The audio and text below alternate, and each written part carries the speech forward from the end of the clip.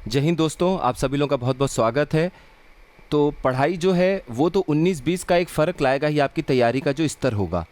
लेकिन यकीन मानिए यहाँ से अब जो आपकी आगे की जर्नी है एग्ज़ाम तक, उसमें सिर्फ तैयारी अंतर नहीं लाएगा। आपका स्ट्रेस मैनेजमेंट, कितने आराम से आप एग्ज़ाम को लेते हैं, कितना ज़्यादा सोचते हैं, कम सोचते हैं, यहाँ तक कि आप कैसे सोते हैं, जागते हैं, सारी चीज़ों का एक निचोड़ आपको एग्ज़ाम में देखने को मिलता है। तो हम लोग सिर्फ मेन पॉइंट पे बात करेंगे बिना टाइम वेस्ट किए हुए। देखिए, इस समय अपनी जो हालत है वो बिल्कुल इस तरीके से है कि बिल्कुल एक कन्फ्यूजन वाली स्थिति है। कैसी कन्फ्यूजन? करंट अफेयर्स, अगर हम पढ़ाई के बारे में बात करें तो करंट अफेयर्स की पढ़ाई करते हैं तो ऐसा लगता है कि स्टैटिक पोर्शन छूट रहा है। स्टैटिक की पढ़ाई करते हैं तो करंट अफेयर्स की याद आती है। यानी एक सब्जेक्ट को कवर करते हैं तो दूसरे के बारे में हम सोचते हैं। रिजल्ट को लेके बहुत सारे लोग सोच रहे होंगे, क्योंकि देखिए हर एक की स्थिति अलग है और हर एक को इस एग्ज़ाम से बहुत कुछ चाहिए। बहुत दिन भी हो गए, बहुत सारे समय, बहुत कोशिश, बहुत सारे एफर्ट सभी लोगों ने दिया है। तो जाहिर सी बात है कि रिज़ल्ट के ऊपर सबका फोकस होगा। लेकिन ज़रूरत से ज़्यादा स्ट्रेस वो तब आ जाएगा जब आप सिर्फ रिज़ल्ट पे फोकस करेंगे कि कैसा पेपर होगा, कैसा रिज़ल्ट आएगा, क्या होगा या इसके आगे क्या होगा या नहीं होगा। एक अलग तरह का सिचुएशन और माइंडसेट इस समय हमारा है जिससे हम सभी लोग गुजर रहे हैं।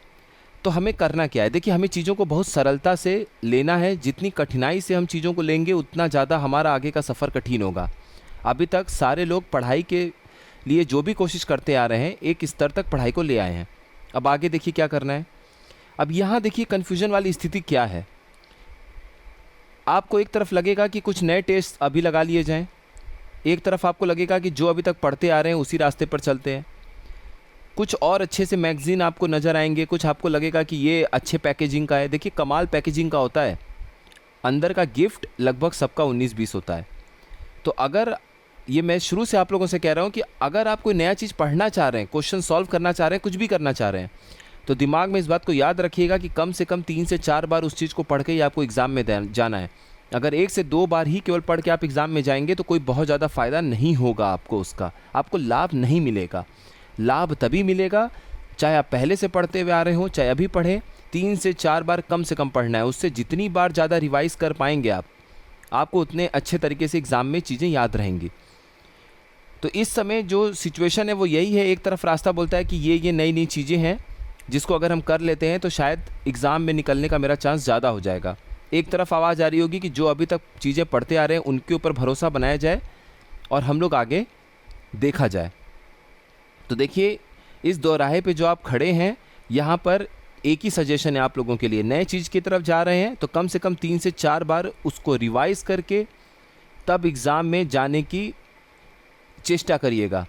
कि अगर नए चीज़ के पीछे आप भाग रहे हैं या नई चीज़ों को समझ रहे हैं, पढ़ रहे हैं, तो कम से कम 3 से 4 बार, 5 बार उस चीज़ को पढ़ना होगा। नहीं तो इस रास्ते को अपनाइए, जो रास्ता आपको ये लग रहा है कि बहुत सारी चीज़ें आप पहले से पढ़ते हुए आ रहे हैं, नोट्स है, चाहे टेस्ट सीरीज़ है, चाहे PYQ है, तो जिस रास्ते पर अभी तक आप चलते आ रहे हैं उनको बार बार रिवाइज़ करिए। क्योंकि लास्ट के टाइम में मैनेजमेंट जो है वो बहुत ज़्यादा ज़रूरी हो जाता है, तैयारी से भी ज़्यादा ज़रूरी होता है वो। नहीं तो आपके खुद की पढ़ी हुई चीज़ें आप नहीं रिवाइज़ करके जाएंगे तो फिर उसको पहले भी पढ़े होंगे तो क्या फ़ायदा होगा अगर आप एग्ज़ाम में ही उसको नहीं रिवाइज़ कर पाएँ तो सबसे अधिक जो हमारे लिए ज़रूरी है वो ये शब्द है, नो स्ट्रेस। तनाव नहीं लेना है। देखिए, बोलना बहुत आसान है, सबकी अलग अलग सिचुएशन है, तनाव आता है, एक लेवल तक ठीक है। वो लेवल, वो स्तर स्ट्रेस का जो आपको संयमित रखे, जो आपको डिस्ट्रैक्ट ना होने दे। रील्स नहीं देख रहे हैं, पढ़ाई में ज़्यादातर समय दे रहे हैं, बहुत ज़्यादा बात नहीं कर रहे हैं दोस्तों से, या कहीं घूमने नहीं जा रहे हैं, वो तनाव कहीं ना कहीं आपको संयमित रखा है, संगठित रखा है, तब तो आप बहुत सही डायरेक्शन में जाएंगे। लेकिन जहाँ वो स्तर बढ़ेगा, लेवल बढ़ेगा, स्ट्रेस कैसे बढ़ेगा? रिजल्ट पे फोकस है, पहले मान लीजिए कुछ इंटरटेनमेंट के लिए समय निकाल दिए, उसके बाद लग रहा है समय निकल गया, तो इन सब चीज़ों को अवॉइड करिए, दूरी बनाइए। कुछ दिन की बात है, 40 दिन भी नहीं रह गए, मुश्किल से 1 महीने से अधिक का कुछ समय बचा हुआ है। 36-37 दिन है कुल मिलाकर, 37 डेज़ मान लीजिए, तो 35-36 दिन है आपके पास। तो उस 35-36 दिन में अभी भी जान झोंक के आप बहुत सारा चीज़ पा सकते हैं। तनाव नहीं लेना है। जब आप तनाव नहीं लेंगे तो आप ध्यान दीजिए इस डायग्राम को, एकदम बिल्कुल यही सिचुएशन है।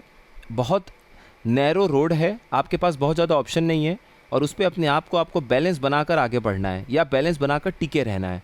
और ये तभी हो सकता है जब तनाव आप लेंगे तो इसके ऊपर और वज़न बढ़ेगा। तो जिस डेलिकेट बैलेंस पे जिस चीज़ का आप बैलेंस बना के लाइफ में चल रहे हैं वो कहीं ना कहीं डगमगाता हुआ नज़र आएगा। इसीलिए स्ट्रेस आपको नहीं लेना है। अब आगे क्या करना है, देखिए स्ट्रेस ना हो उसके लिए सिर्फ यही नहीं करना है कि फाइनल रिजल्ट पे हमारा फोकस नहीं है तो स्ट्रेस नहीं होगा। ये जो टेबल पे, ये तो मान लीजिए कि एग्जाम्पल है, आपके अगल बगल जो ये ढेर सारे नोट्स के भंडार और किताबों के भंडार हैं, अगले 15 दिन से, अगले 10 दिन के बाद से आपको इनमें कटौती नज़र आनी चाहिए। नोट्स बनाइए, ढेर सारी चीज़ों के निचोड़ बनाइए, नोट्स एक तरफ बनाइए, और धीरे धीरे जो आपके सामने चीज़ें दिख रही हैं, किताबें फैली हुई हैं, नोट्स दिख रहे हैं, ज़्यादा संख्या में दिख रहे हैं, इनको आपको कम लाना है। इनको अगर आप कम नहीं लाएंगे और ये फिर भी उतनी ही संख्या में दिखेंगे तो यकीन मानिए 15 दिन के बाद आप हिम्मत हारने लग जाएंगे। बहुत सारे लोग, मैंने इतने अच्छे अच्छे कैंडिडेट्स को देखा है फ्रेंड्स, बहुत अच्छी तैयारी किए हुए हैं, पहले से एग्ज़ाम क्लियर किए हुए हैं, इंटरव्यू तक दिए हुए हैं, फिर भी अंतिम के 15 दिन में कई सारे एग्ज़ाम में वो हिम्मत हार जाते हैं क्योंकि उनको लगता है कि इतना कुछ है, मैनेज कैसे होगा, रिवीजन कैसे होगा। 500-500 पेज के नोट्स बना लिए हैं या 400-400 पेज के 5 किताबें 8 किताबें पढ़ी हुई हैं, एक हफ्ते का समय कैसे पढ़ेंगे। हर बार इंजीनियरिंग वाला कमाल चलता नहीं है लाइफ में। तो इसीलिए ज़रूरी है कि अभी से आप हर चीज़ को शॉर्ट बनाते जाइए। बहुत सारी चीज़ें आपको याद होंगी, बहुत सारी चीज़ों के लिए आपको लास्ट में रिवाइज़ करने की ज़रूरत नहीं है। कॉन्सेप्ट वाली चीज़ें हैं वो आपको याद आ जाएंगी, ऑप्शंस को देखते याद आ जाएगा।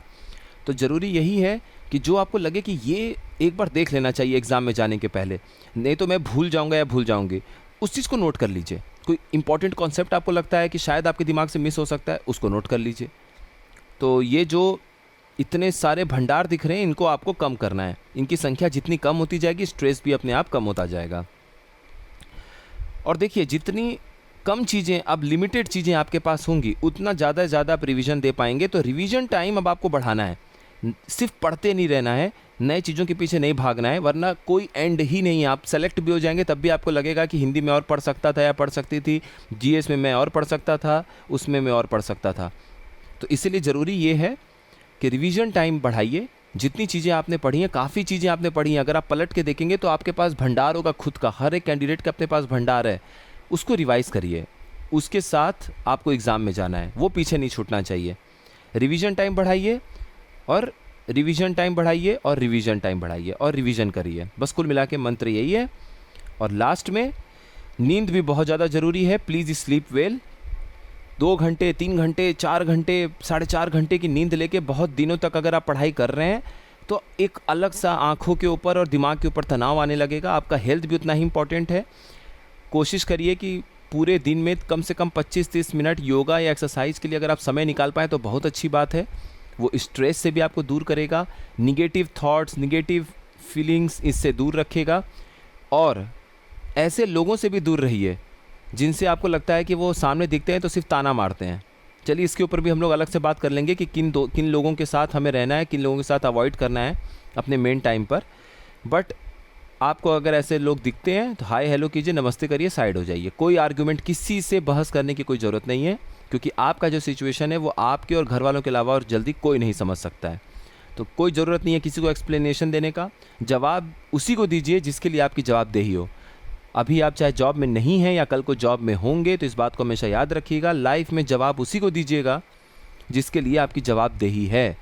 वरना आप एक्सप्लेनेशन देते देते थक जाएंगे, लोग एक्सप्लेनेशन लेते लेते नहीं थकेंगे। आप सभी लोगों का बहुत बहुत धन्यवाद। अच्छे से पढ़ाई करिए। ऑल द बेस्ट सभी लोगों को। हर वीडियो में ऑल द बेस्ट बोलना पड़ेगा ताकि वो इकट्ठा हो जाए और आखिरी में आप सभी लोगों के लिए सच में वो ऑल द बेस्ट शामिल हो, साबित हो जाए। तो आप सभी लोगों का बहुत बहुत धन्यवाद।